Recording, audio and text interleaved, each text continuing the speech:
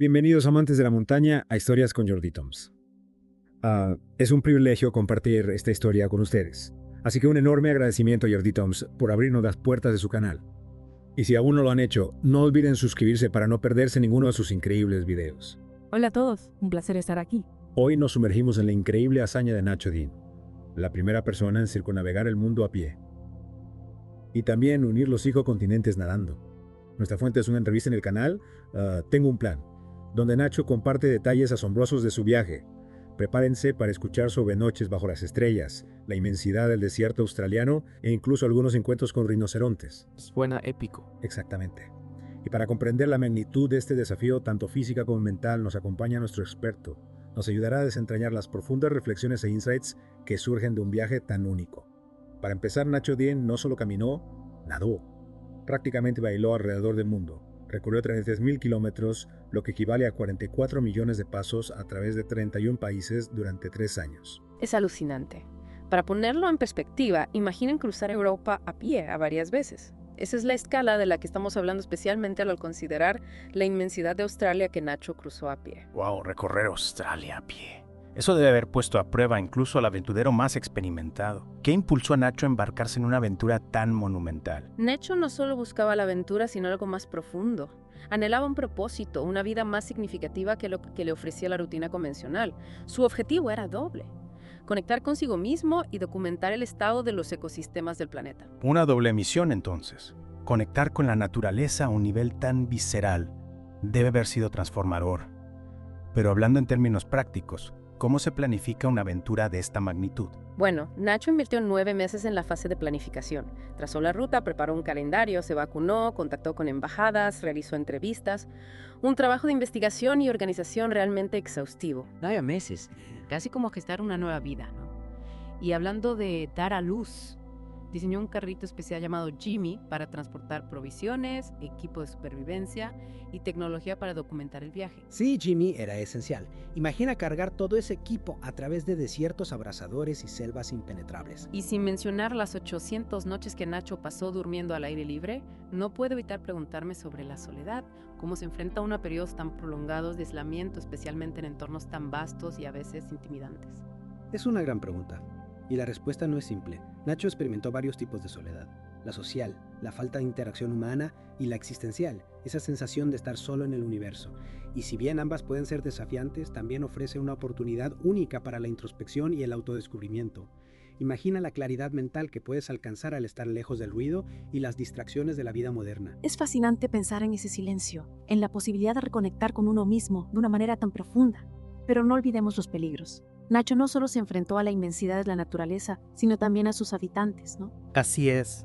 Tuvo encuentros impresionantes con la vida silvestre, dingos aullando alrededor de su tienda en Australia, un cara a cara con un rinoceronte en Nepal y la constante presencia de tigres, elefantes y serpientes venenosas en las selvas. Esos encuentros debieron disparar su adrenalina.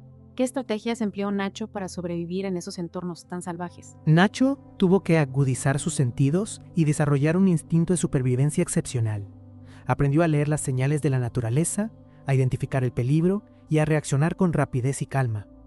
Por ejemplo, en Australia aprendió a reconocer los rastros de los dingos y a evitar acampar cerca de sus madrigueras. Impresionante, una verdadera clase magistral de supervivencia.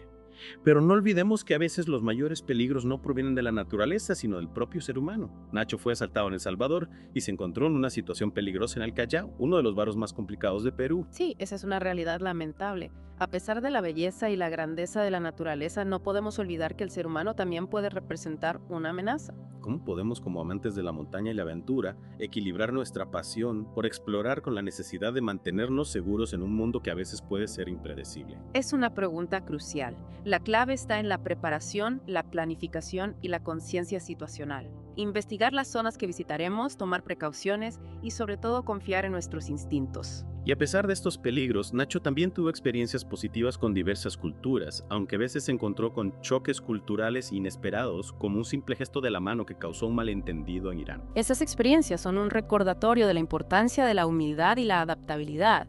Cuando viajamos a lugares con culturas diferentes a la nuestra, es fundamental ser respetuosos, observar las costumbres locales y estar dispuestos a aprender. Y hablando de diferentes entornos, Nacho experimentó un fuerte contraste entre la vida urbana y la naturaleza. El ruido, los estímulos visuales, la sensación de agobio al regresar a la ciudad.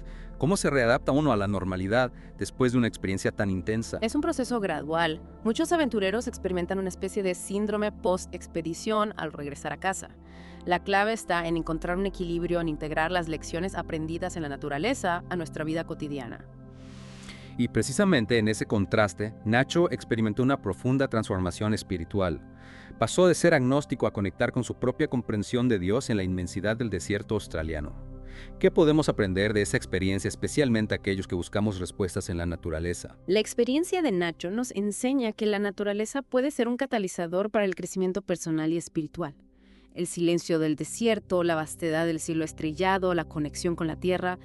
Todo esto puede llevarnos a cuestionar nuestras creencias, a buscar respuestas en nuestro interior y a encontrar un sentido más profundo en nuestra existencia. No se trata de convertirnos en religiosos, sino de estar abiertos a la posibilidad de conectar con algo más grande que nosotros mismos. Una conexión que en el caso de Nacho lo llevó a superar límites que parecían imposibles. Y hablando de superar límites, pasemos a la siguiente etapa del viaje de Nacho. La natación. Dejó atrás las botas de montaña y se sumergió en las aguas literalmente para unir los continentes a nado. ¿Puedes contarnos más sobre esta increíble transición? Desde caminar por desiertos hasta nadar en océanos, es un cambio radical. ¿Cómo se preparó Nacho para un desafío tan diferente? Bueno, la preparación física fue intensa. Pasó meses entrenando en piscinas y en aguas abiertas, acostumbrando su cuerpo a las bajas temperaturas y a las largas distancias. Y no olvidemos el aspecto mental. Nadar en aguas abiertas, a menudo en solitario con la inmensidad del océano a tu alrededor. Eso debe requerir una fortaleza mental extraordinaria. Absolutamente, Nacho tuvo que enfrentar sus miedos, la incertidumbre, la soledad del mar. Y no solo eso, también tuvo que lidiar con los peligros del océano. Corrientes, oleaje, medusas, tiburones. Hablando de adrenalina, ¿cómo se las arregló para superar esos desafíos? La clave estuvo en la preparación, la planificación y la confianza en su equipo. Contó con el apoyo de barcos y equipos de buceo médicos. Y por supuesto su propia determinación inquebrantable. Es increíble cómo la mente humana puede adaptarse a situaciones tan extremas. Pero volviendo a Jimmy, fue parte de la travesía en nado. Jajaja.